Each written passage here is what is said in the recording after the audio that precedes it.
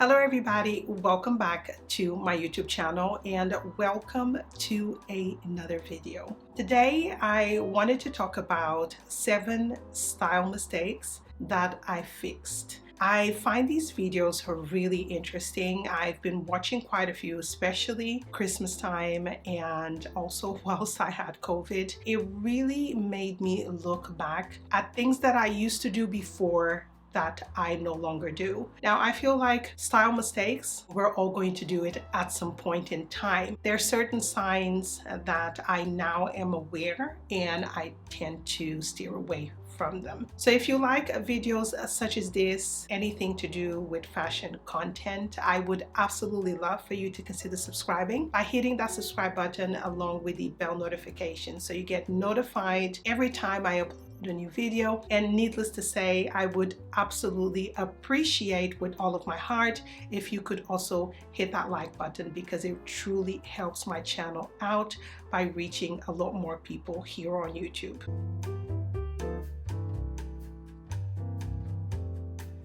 Okay, so number 1 has to be, I no longer follow trends. I feel like trends are super fun, especially if you're still trying to test the new waters, you're still not sure of your own personal style, or because you like trends, and that is absolutely fine. But for me, trends are a waste of my own personal money.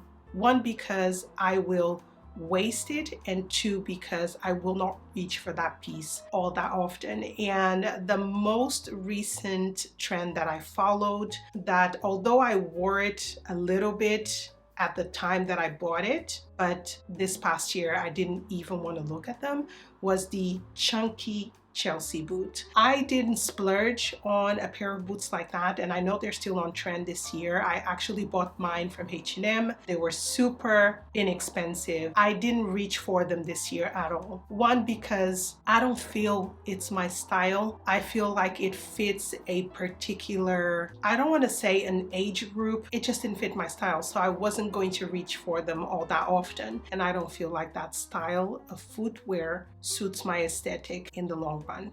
Style mistake number 2 that I fixed is I no longer buy just because I see someone else wearing it. I was heavily influenced by what looked good on someone else, and that person wasn't even my height, the same size that I am, and when I bought the item, it didn't look as good on me as it did on that person. So now how I fix that is I go by the style, and as if I feel that it's going to suit my aesthetic and my own personal style, then I will buy that item. But I don't buy it just because it looks good on someone else. And you could be sitting across the camera thinking, but Vilma, we buy stuff because it looks good on you. But I do know personally, by what you guys tell me, that a lot of you are the same size as me. So I do the same thing. If I watch someone that I admire, that I really enjoy this particular person's content, I don't buy everything because it looks good on her thinking it's going to look good on me. I may take inspiration, or I might buy the same item because I know personally it's going to suit me and my aesthetic, but not only because it looks good on the other person.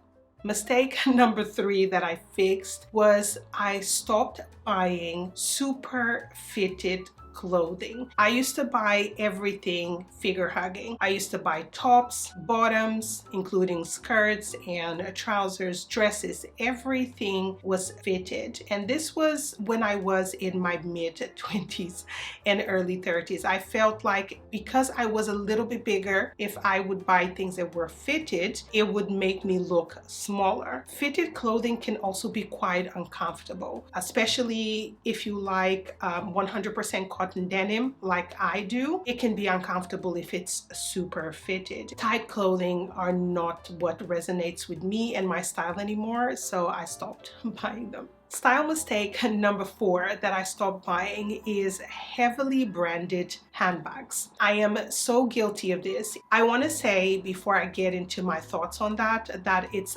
absolutely fine if you like branded bags that really show on the back. There's nothing wrong with you liking it. But me personally, I stopped buying them. One, because I felt like I wasn't reaching for them as much. I also don't want people to know exactly where my bag is from. I had a lot of heavily branded bags, Gucci, Louis Vuitton, and I really toned down my bag collection. So the ones that I reach for the most are very simple, like for example my Paul and bags. I still have a Louis Vuitton bag that is branded, but it's very minimal in the Demier Azur, that if I wear it, everybody will know where that bag is from, but I still feel like that particular style and the design of the bag still matches my aesthetic. But anything that has really big, bold letters saying whatever name it is, I don't particularly like them.